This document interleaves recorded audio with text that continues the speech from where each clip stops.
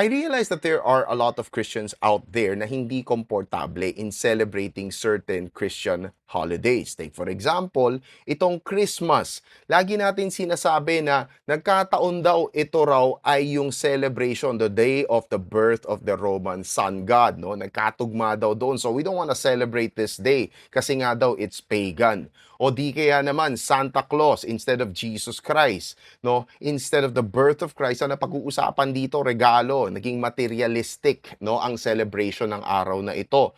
O di kaya pagdating natin sa Halloween, instead of talking about or commemorating the lives of the saints, of the believers, ang nangyari dito naging costume party. Ang nangyari, it's all about trick or treat. O di kaya, it's about, demonic costumes, no?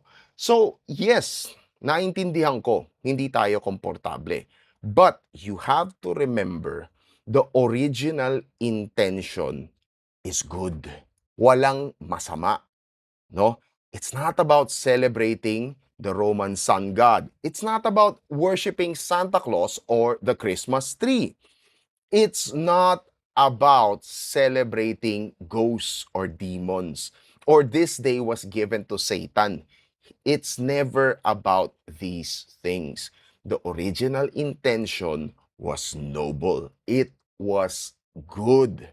It was for a good reason. So instead of surrendering the days, the holy days, why don't you reclaim it back for Christ? Tandaan ninyo to. Walang isang ginawang araw sa kasaysayan, no, na binigay ng Diyos para sa kalaban. Hindi niya sinabi, okay kapag December 25, para lang ito sa Roman sun god. O di kaya pagdating sa Halloween, para lang to sa mga demonyo. Binibigyan ko sila ng kapangyarihan. Hindi naman ganun ang ginawa ng Diyos eh.